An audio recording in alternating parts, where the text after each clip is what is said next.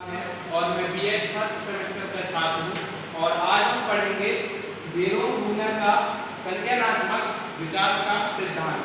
तो पढ़ने से पहले हम सबसे पहले इनका जेरोम ब्रूनर का बैकग्राउंड पता कर लेते हैं, जान लेते हैं कि उनका जन्म कहाँ होगा और कहाँ हुआ।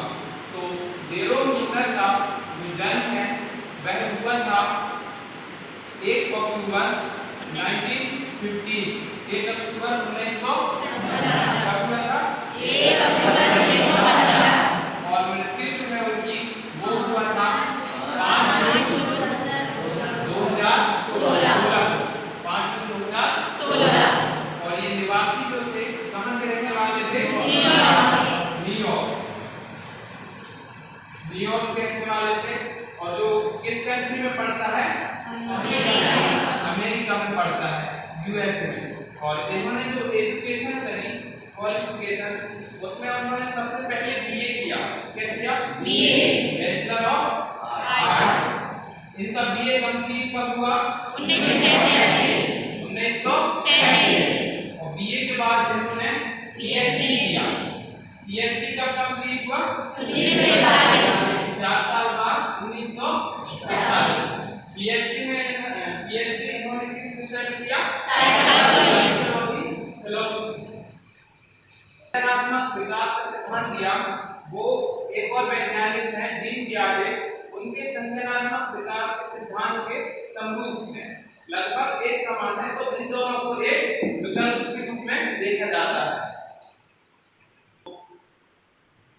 जेरोम ब्रूनर ने जो संज्ञानात्मक विकास का सिद्धांत है वह उन्होंने कब दिया था? 1956 में उन्होंने एक मॉडल प्रस्तुत किया और उसी के बाद 1960 में उन्होंने एक क्या लिखी? पुस्तक। उस पुस्तक का नाम था शिक्षा की प्रक्रिया। जिसमें शिक्षा के बारे में पूरा विवरण उन्होंने दिया था। इसके बाद उन्होंने एक और क्या किया कि जो गणित पढ़ाते हैं बच्चों को उसके बारे में एक प्रमेय दिया। क्या दिया? प्रमेय। इस विषय को पढ़ाने के बारे में गणित इन्होंने दिया था ब्रूनर ने। और उसके बाद जब उन्होंने प्रमेय दिया फिर उन्होंने बताया कि कुछ परिभाषा थी, जो परिभाषा इसके बारे में थी संज्ञानात्मक विकास के बारे में। संज्ञानात्मक विकास क्या होता है? तो परिभाषा में हम सबसे पहले पढ़ेंगे किसकी परिभाषा? किसकी?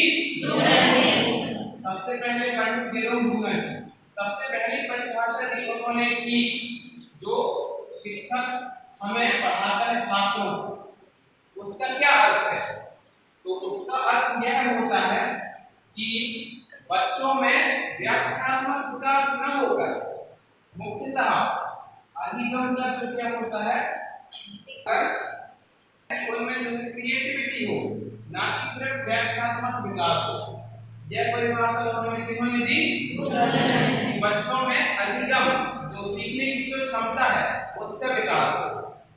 इसके बाद दूसरी परिभाषा फिर किसने दी? ब्रूनर ने। दूसरी परिभाषा में उन्होंने बताया कि जो संज्ञानात्मक विकास में 4 प्रयोग किए। किसने? ब्रूनर ने 4 प्रयोग। पहला प्रयोग में क्या किया उन्होंने? जो प्रौढ़ अवस्था है इनके ऊपर पहला प्रयोग किया। प्रौढ़ की जो आयु होती है वह कितनी होती है प्रौढ़ अवस्था की? 25 से 55। और दूसरी विद्यालयी छात्रों में और तीसरी 3 साल के बालकों में और चौथी नवजात शिशु में। जो 4 प्रयोग उन्होंने किए, पहला किया प्रौढ़ अवस्था में, प्रौढ़ अवस्था के लोगों पर, और दूसरा विद्यालयी छात्रों में अर्थात किशोर अवस्था में, और तीसरा 3 साल के बालक किस अवस्था में आते हैं? शैशव अवस्था में। और चौथा प्रयोग किया उन्होंने नवजात शिशु पर कि उन पर किस प्रकार संज्ञानात्मक विकास होता है क्या अनुभूतियां होती हैं, क्या चीजें होती हैं। और इसके बाद उन्होंने 3 सिद्धांत दिए। क्या दिए? सिद्धांत। 3 संज्ञानात्मक सिद्धांत दिए। पहला सिद्धांत अन्वेषण का अर्थ क्या होता है? खोज करना, कुछ नई चीजें क्रिएट करना। दूसरा निर्मितवाद। दूसरा निर्मितवाद यानी निर्माण करना कि किस प्रकार हम किसी चीज को निर्माण करते हैं। और तीसरा दिया है संरचनात्मक सिद्धांत, जिसका अर्थ है कि हम अपने ज्ञान के लिए एक अंदर से संरचनात्मक वातावरण जो है निर्मित कर सके, खुद से ज्ञान की क्या कर सके, एक संरचना का निर्माण कर सके।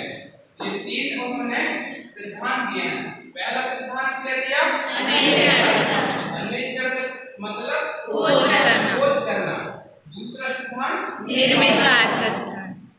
निर्माण करना। तीसरा संरचनात्मक सिद्धांत यानी ज्ञान का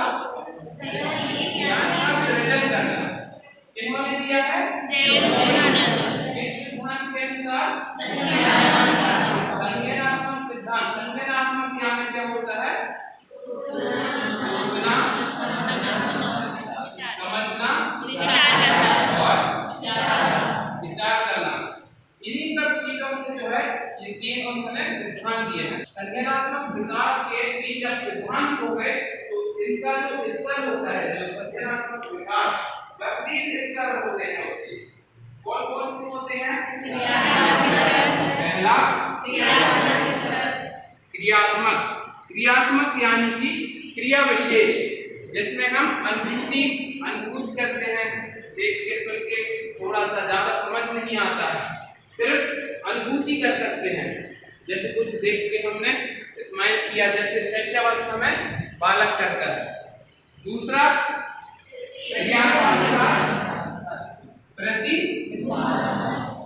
प्रतिबिंब यानी चित्र किसी भी चीज की छवि।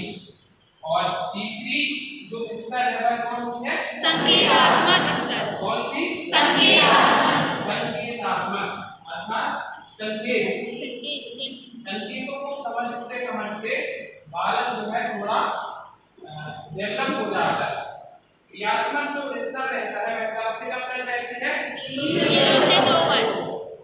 जन्म से 2 वर्ष। इस समय कौन सी अवस्था रहती है? शैशवावस्था। इसमें जो है शिशु जो है भाषा का ज्ञान नहीं होता। भाषा का ज्ञान नहीं होता, सिर्फ वह देखता है और कुछ एक्सप्रेशन जो है अपने चेहरे पे करता है, जैसे मुस्कुराना मां को देखता है। दूसरा छवि या चित्र कब से कब तक? 3 से 7 वर्ष। कौन सी अवस्था? शैशवावस्था से बाल्यावस्था।